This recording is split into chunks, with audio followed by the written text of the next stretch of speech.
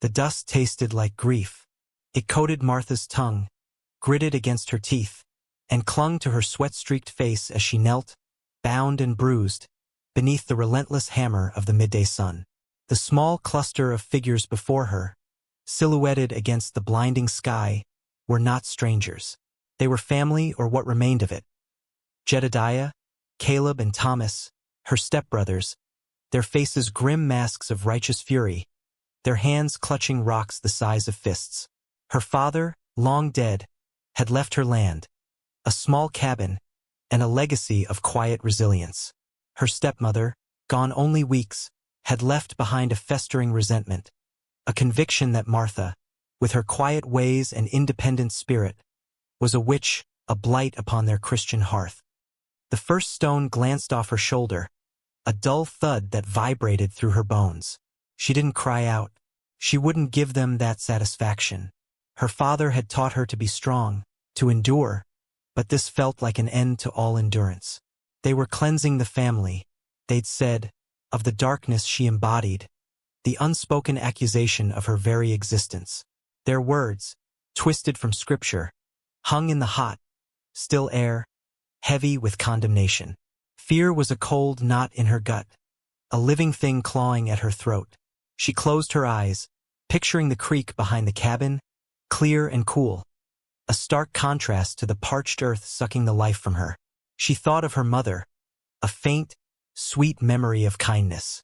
Despair threatened to drown her, a far more terrifying prospect than the stones. She wondered if she had fought too hard, worked too much, cared too little for their approval. No, her father's land was hers, bequeathed fairly. This was not about justice. It was about greed, about fear of what they did not understand. A second stone, larger this time, struck her temple. A blinding flash of white, then red blossomed behind her eyes. Pain lanced through her skull, dizzying her. But still, she bit back the scream. She would not give them the sound of her suffering. Her breath hitched, ragged and shallow. She heard Jedediah's voice, a low growl, urging his brothers, "Cast out the demon! Cast her out!" They were working themselves into a frenzy, their faces contorted with a fervor that made them unrecognizable. She saw another stone arching through the air, aimed directly for her face. This was it. This was the end. Her body tensed, bracing for the final blow. A desperate, silent plea formed on her lips, not for rescue, but for oblivion. Then a sound. Not the dull thud of stone, nor the brothers' hateful incantations. A high, piercing cry, echoing across the dry plains, cutting through the heavy air like a hawk's shriek.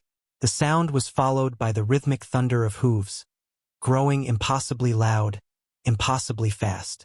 Jedediah, mid-swing, froze. His eyes, wide with sudden terror, looked past Martha, past the rising dust.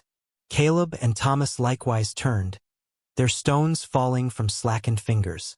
In the next breath, 3 riders burst over the small rise, a whirlwind of muscle and painted hide. Comanche. Their war cries ripped through the air, primal and chilling.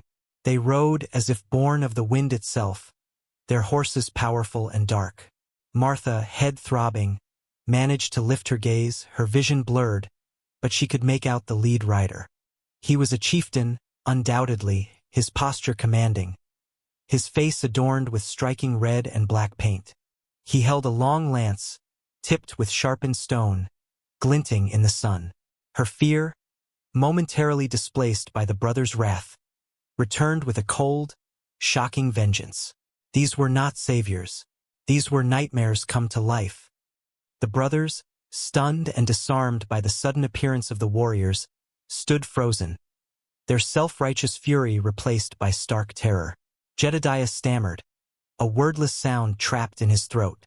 The lead Comanche rider, a figure of intimidating grace, brought his horse to a skidding halt mere yards from Martha. His gaze, dark and unreadable, swept over her bound form, then flickered to the cowering brothers. A second warrior dismounted with fluid ease, his movements economical and swift. He moved to Martha, his presence a wall of contained power. He cut her ropes with a single, sharp motion of his knife, the rough hemp falling away from her raw wrists.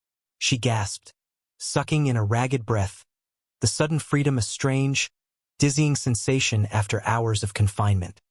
The warrior's hand clamped around her arm, not gently, but firmly, pulling her to her feet. Her legs, stiff and numb, nearly buckled beneath her.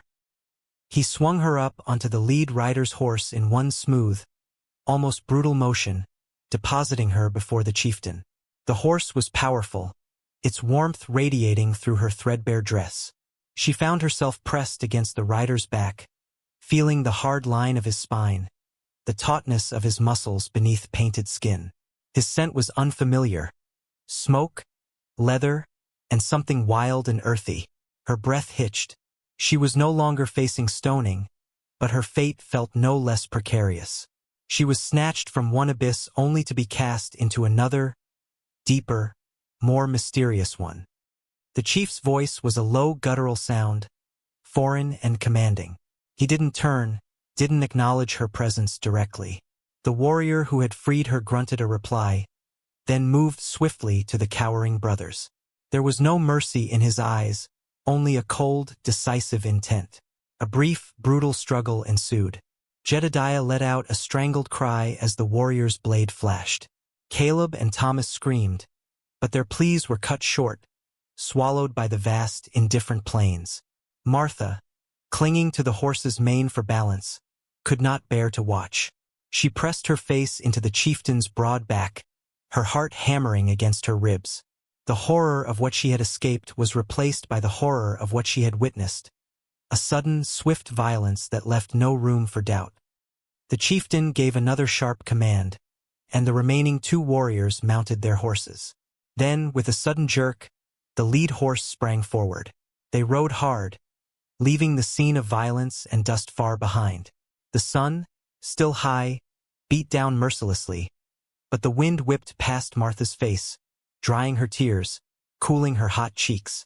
She clung to the chieftain, her hands gripping the thick leather of his waistbelt, her body swaying with the powerful rhythm of the horse.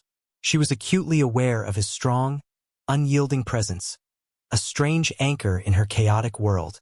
He offered no comfort, no word, no glance. He simply rode, a silent, implacable force. Hours passed. The landscape blurred into a monotonous expanse of dry grass and scattered mesquite. The sun began its slow descent, painting the western sky in hues of orange and purple.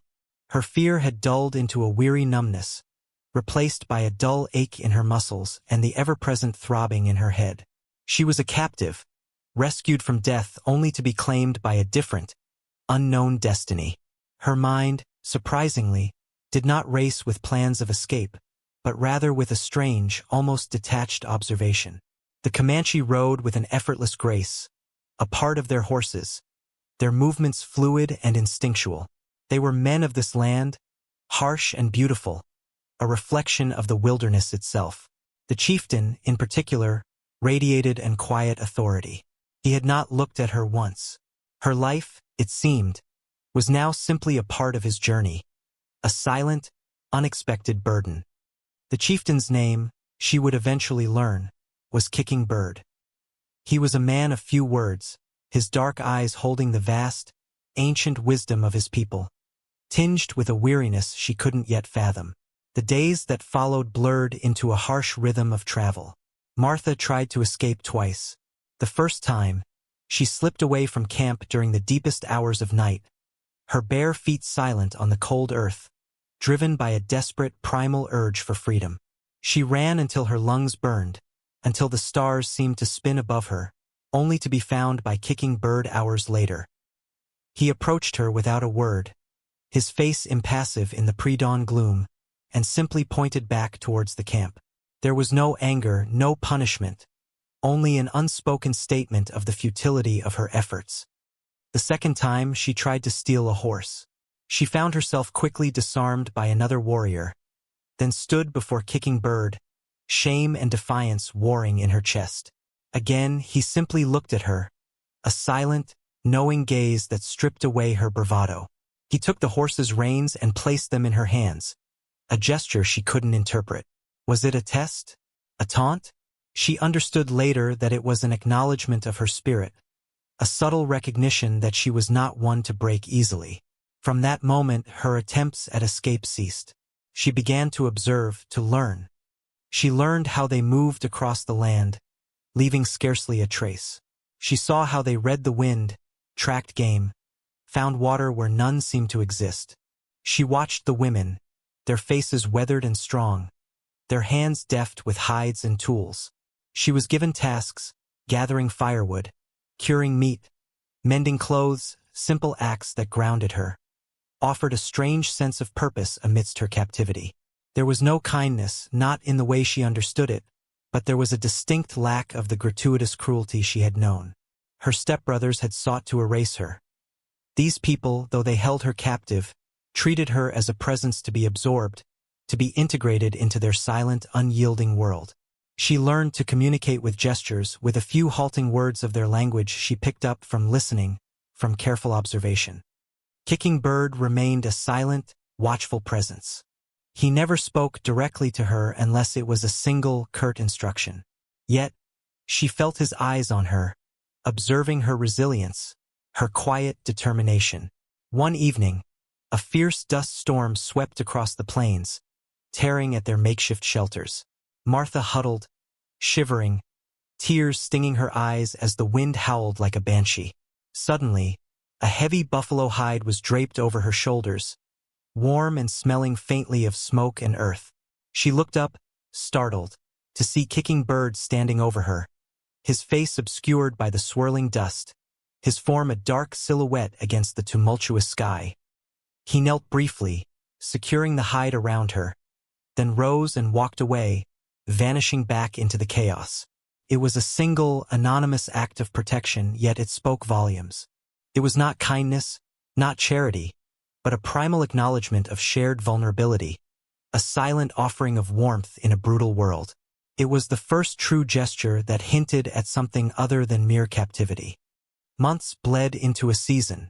The relentless sun gave way to the sharp bite of autumn wind. Martha, now leaner, her hands calloused, her face tanned by sun and wind, wore buckskin leggings and a tunic like the other women. Her hair, once neatly braided, now often hung wild and loose, a tangled mass she rarely bothered to tame. She had survived. More than that, she had adapted. Her fear of the Comanche had not entirely vanished, but it had transformed into a grudging respect, a deep understanding of their hard-won existence. She knew she was not one of them, not truly, but she was no longer an outsider simply waiting for death. She was a woman who had faced death and chosen to live. One morning, the familiar rhythm of their camp was shattered by a distant sound, the sharp crack of rifle fire. Kicking Bird, his face grim, rose immediately, issuing quick commands. Panic rippled through the camp. Other Comanche warriors, scouting ahead, returned, their faces etched with urgency. White soldiers. They were encroaching, driven by reports of a lone white woman living among the Comanche. Martha felt a strange tightening in her chest. Her old life, the one she had thought gone forever, was trying to reclaim her. But it was not a joyful thought. That life held the memory of Jedediah and his stones, of her stepmother's poisoned words. Kicking Bird approached her, his gaze intense, assessing. He held a small, beautifully carved wooden horse. "They seek you," he said, his voice low and raspy, the most words he had ever spoken to her at once. "You go now. They will find you," he offered her the horse. It was a decision, a choice. Go back to her people, to a life that had tried to kill her, or stay with these people, her captors, who had, in their own way, saved her. She looked at the carved horse, then into his dark, unreadable eyes. The silence stretched between them, heavy with unspoken questions. Her heart hammered, not with fear, but with a fierce, defiant resolve. "No," she said, her voice rough, unused to speaking more than a whisper. "I stay." Kicking Bird's eyes flickered, a faint, almost imperceptible shift that she understood as surprise, or perhaps a quiet recognition. He nodded once, a decisive motion. He turned and issued a rapid series of commands to his warriors, their voices sharp and ready. They would face the soldiers, and she, Martha, would face them with them, not as a captive, not as a victim, but as a woman who had chosen her path. She picked up a discarded lance, its tip sharp, its shaft heavy in her hands. It was an awkward, unfamiliar weight, but its cold steel offered a strange comfort. The confrontation was brutal and swift. The soldiers, confident in their numbers and their rifles, were unprepared for the ferocity of the Comanche defense. Martha, crouching behind a rock, watched Kicking Bird move like a phantom, his lance a deadly extension of his will. She did not fight, not with the practiced skill of the warriors, but she moved supplies, tended to a wounded woman, her heart beating with a strange loyalty to these people who had shown her a different kind of life. When the dust settled, the soldiers had retreated, leaving their dead behind. The camp was scarred, but intact. As the sun began to set, casting long, purple shadows across the land, Martha walked towards Kicking Bird. He sat alone, his face streaked with dirt and blood, his eyes weary. She knelt beside him, placing a small, smooth river stone she had found earlier, a silent token, beside his hand. He looked at it, then at her. This time his gaze held something different. Not judgment, not curiosity, but a quiet, shared understanding. She had been taken by force, bound by circumstances, but her spirit had remained free. And in that freedom, she had found a strength she never knew she possessed, a resilience forged in the crucible of hardship. The vast, empty plains stretched out before them, no longer a symbol of loneliness, but of boundless possibility. She was no longer Martha, the abandoned settler's daughter, but a woman who had found her own horizon, carved her own destiny from the raw, unyielding earth. She had lost her past, but she had found her future, stark and real, under a sky that promised both harshness and a quiet, enduring beauty.